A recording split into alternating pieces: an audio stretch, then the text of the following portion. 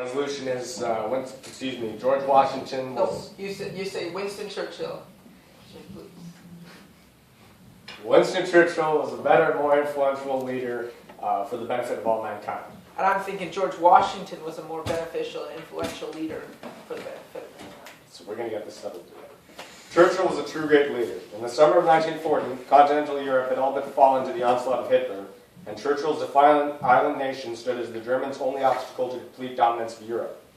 Churchill, through his unique charisma, brought to the British people, via inspirational radio broadcasts, galvanized their resolve to fight on, even in the face of daily aerial bombardment.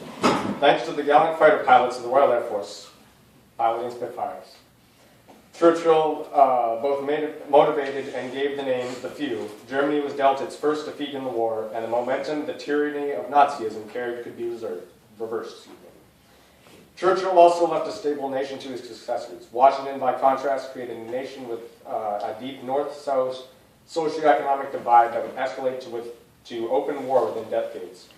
In short, Washington's failure to address America's internal divides created the conditions for the young United States to almost rip itself apart in the American Civil War.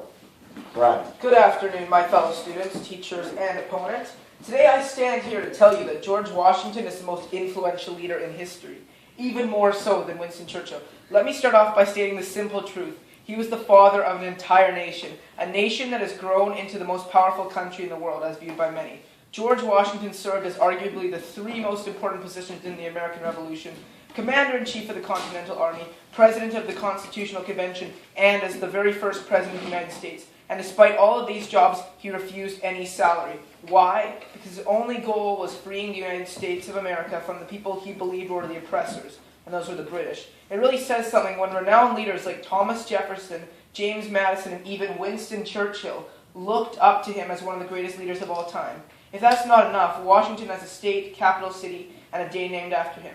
Let me finish this off by giving you a quote about George Washington by Winston Churchill. And I quote, "George Washington holds one of the proudest titles that history can bestow.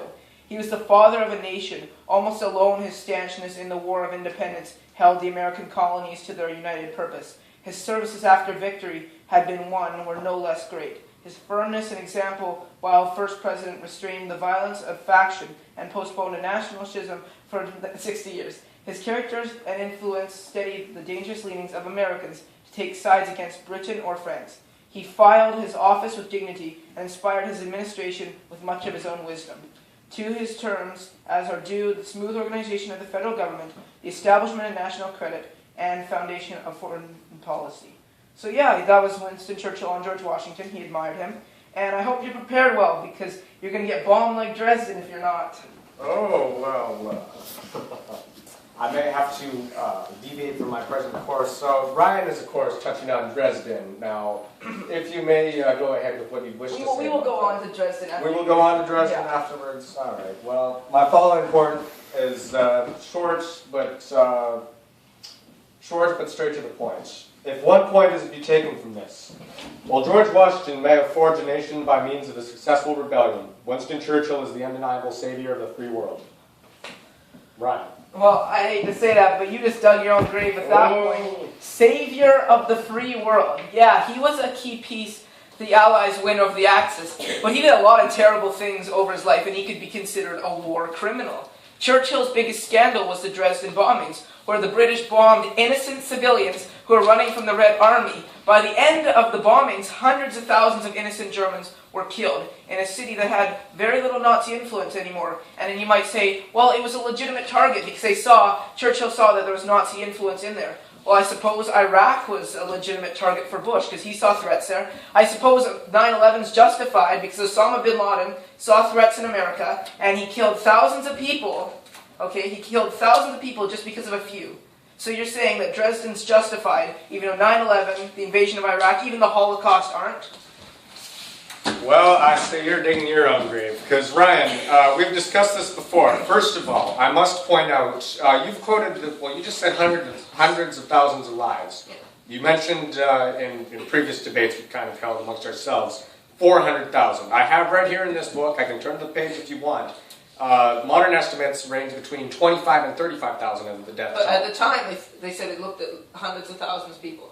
Hundreds of thousands of people were affected. It looks like. Okay, Hundreds of yes. thousands of people in the city There's a were lot of damage. affected. But hey, so as to why it was bombed in the first place, you must bear in mind that to debate the ethics of the bombing of Dresden is to debate the ethics of the entire strategic bombing campaign that helped the U.S. and Britain take the war to the heart of Germany and thus degrade their ability to wage war.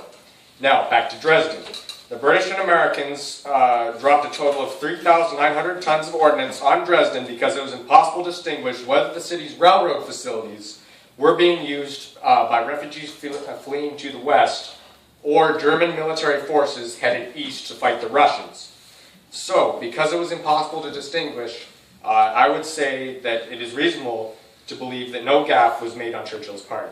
I personally think, Tyler, and I will move on to some of Churchill's other major problems, I'm just going to say that argument still can justify 9/11. You don't know what was going through Al-Qaeda's head during 9/11. There could have been plenty of justification. They could have thought anybody was in those towers. But still, that could justify 9/11, the invasion of Iraq. That could justify the Holocaust even. But let's talk about the famines in India. No. But if I may finish slightly on Dresden.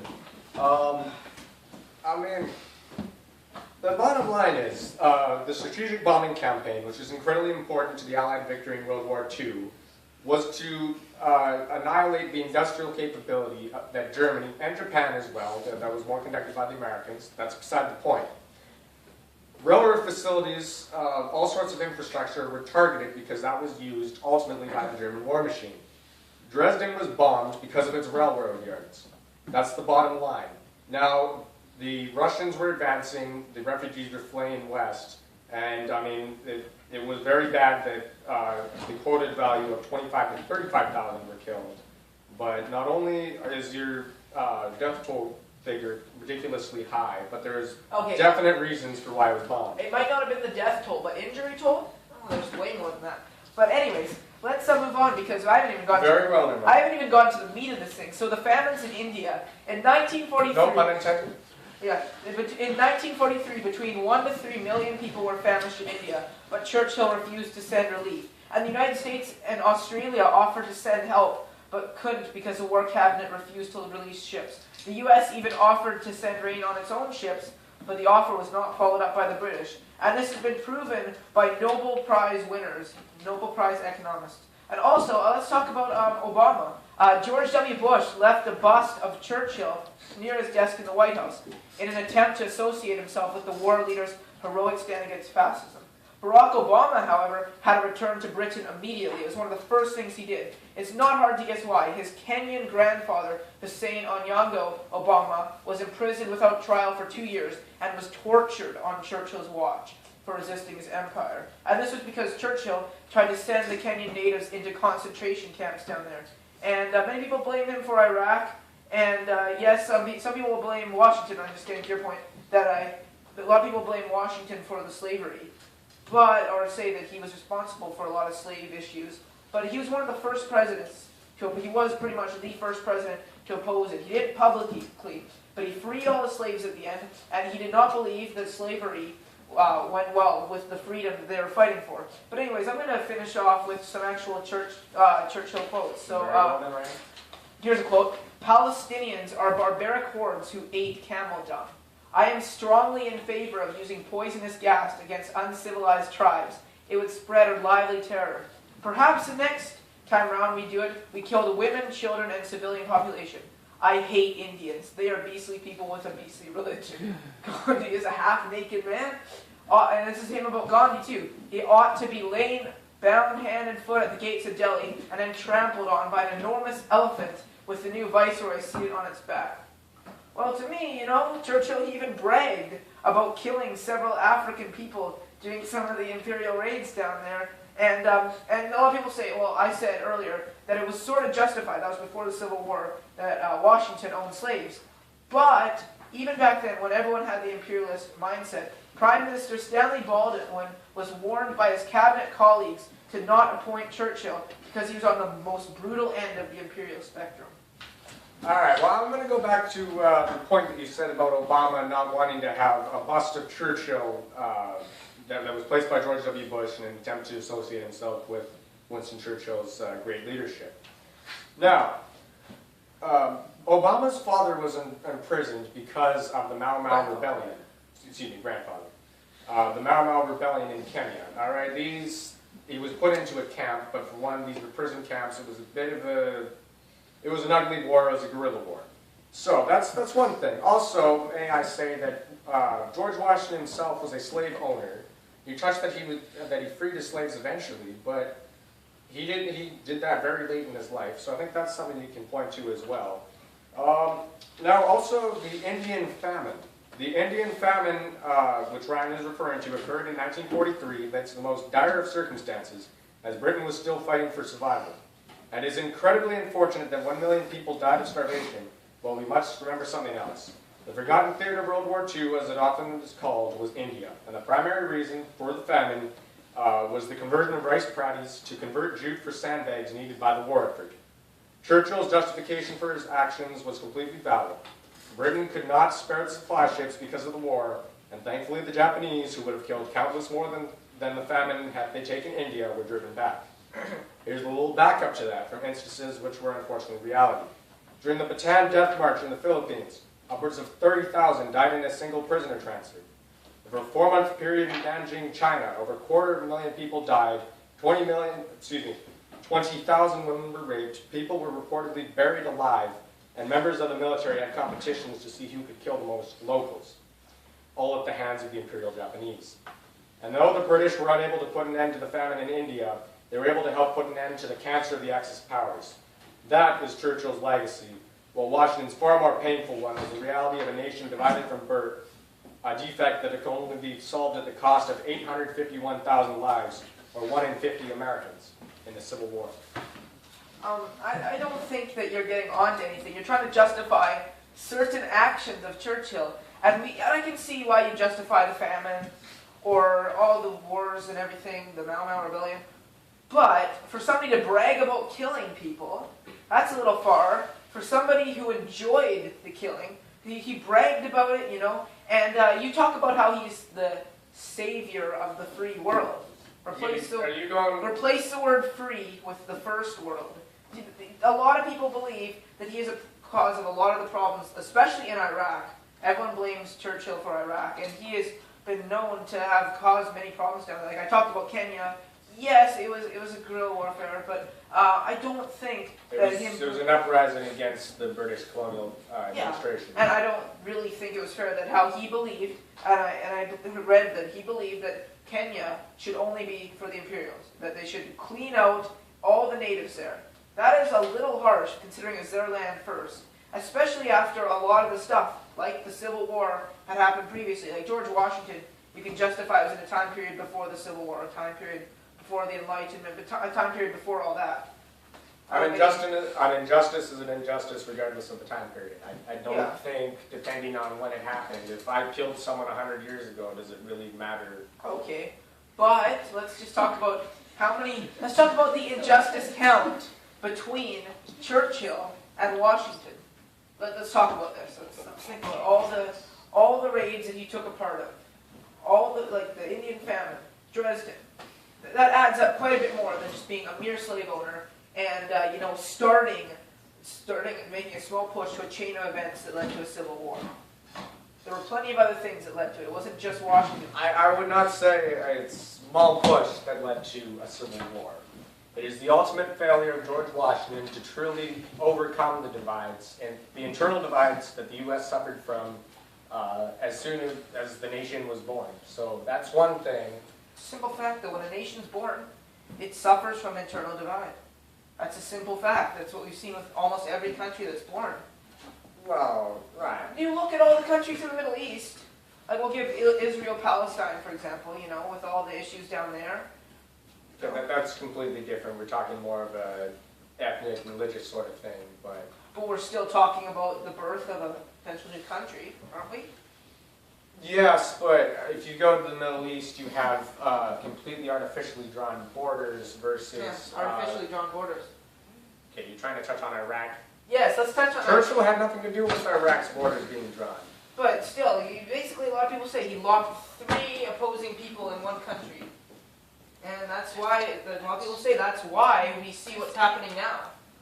That's a simple fact. And then if you talk about Why we see what is happening now is because of 2003. And I'm sorry, but Churchill died in 1965. Okay, but again, what you're trying to get at is that a lot of you keep thinking, okay, this is going back to the original thing with the Dresden, because you brought this up. I've talked about Let's this. talk Dresden. Let's talk about Dresden before we finish off. Because I was thinking, when you bring up Iraq, I think of the invasion on Iraq. I think of 9/11. Are both those things justified? Okay, well, Justify them the same. Justify. the invasion of Iraq and the justified. 9/11 attacks. Neither of those are justified at all. I mean, you have an attack on innocent civilians, and you had an invasion based on lies. An attack on innocent civilians. Dresden. Now, let's think for a minute here, Ryan. The Twin Towers were office buildings. Dresden is an entire city, and it's a city that had refugees hiding from the barbaric Red Army. Okay, no one knew the refugees were coming, and also the railroad facilities. I'm sorry that I haven't. You could argue. I'm going Marco Rubio here. If you talk about the invasion of Iraq, I don't think they knew they were going to kill 1 million civilians, but they did. Dresden, I don't think they knew they were going to kill 35,000 civilians. That's a lot. I don't think they knew that. So if they didn't know that, that means that the invasion of Iraq was justified, and clearly nowadays it's not considered justified. No. What you're saying? Winston Churchill sounding a lot more like Dick Cheney than he is savior of the free world. Let's just put it that way. All right. Yeah. Now you're trying to undermine Churchill's position as being such a crucial figure for stopping the Nazis from winning the war. You know something. Here's the thing, though. Are you going to try to bring up the Russians now? You took the words right out of my mouth. All right, we'll bring up the Russians now. Here's a few things. Okay, first of all, I cannot deny that Churchill did a lot of great things. Very well. I cannot deny that. I have respect for Washington as well. Exactly, I have respect. But let's look at the bad things he's done. And plus, if we want to look at who won the war, here we go. You can say all you want. Churchill, he kind of set a spark to the flame. That was what ended the war. But the ones that ended the war were the Red Army. They were the ones that ended the war. They were the ones who ended it. It doesn't matter who started the end. They were the ones who ended it. That's what I want to put it at. Churchill didn't do it all like you've portrayed him as doing. No. It was the Russians and the Americans also helped with the war effort. I don't know if the Japanese hadn't bombed Pearl Harbor. I don't know where we'd be now. In fact, thinking about it quickly, what if Washington never came to be? No, but I know what you're saying, where if the Japanese never bombed Pearl Harbor. But let's think for a sec that the Germans had attained aerial superiority over Britain in the summer of 1940. They would have launched an invasion of Britain. Had that been successful, Hitler, discouraged by his failure to take Britain, would never have gone against the Russians. The Russians would have joined the Axis. Then look what would have happened. Listen, I don't even think I've never said that I don't agree with you on that. I agree with you on that one point. But you keep acting like it was a one-man job, and the Russians. I'm looking at the Russians and summer Americans 1940. That was the most important part of the war. That is where the tide of the war was actually going to swing in favor of the Axis of the Allies, and because of Winston Churchill's superb leadership skills, it swung in favor of the Allies. Gosh, you keep repeating what you're saying. I understand that, but I think George Washington almost single-handedly won the war for independence. You can remember the French; they hardly did anything. And the French blockaded the ports being used by the British during the American Revolution, preventing the landing of further British reinforcements in North America. And who was able to get? I understand you can say this. The enemy of the enemy is my friend. But George exactly, Washington, the enemy of my enemy is my friend. This is a rivalry between two empires. It had nothing to do. The Americans, probably going to try to say, recruited the French. They did not do this. But I want to just reiterate myself. I think they did both great things. But when we're comparing a man who's the father of his nation as a state, a day, a capital city named after him. Honors are completely dependent on his... let's take away the honors for a second. On his reputation. We both have 1 minute. Okay, I was wrapping up with my final point. This is what I'm trying to get at. George Washington, he was a guy who founded his nation.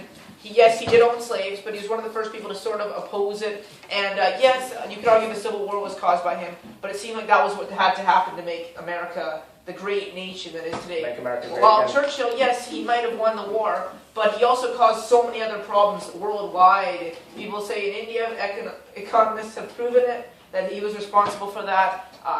In Kenya, he bragged about killing people, and he talked about how people over there were savages. I don't think we can compare somebody who just went with the tide of killing slaves to a crazy imperialist who killed hundreds of thousands. So he didn't kill himself, but he watched the murder of hundreds of thousands. And it was kind of unjustified. That's it for me.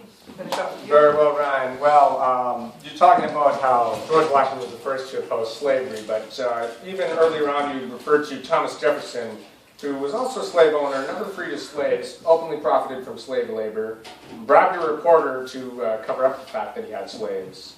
I don't think that really goes for your image of Washington being such a good guy here. Washington forged a nation, yes. It was an impressive rebellion against the most powerful empire on earth at the time. But then again, we have to look at Winston Churchill's leadership against a rising power that easily could have dominated the entire world. Yeah, but he dominated lots of other parts of the world, and that was unfair. But anyway, we picked deadlock. We picked deadlock. Let's see. Alright.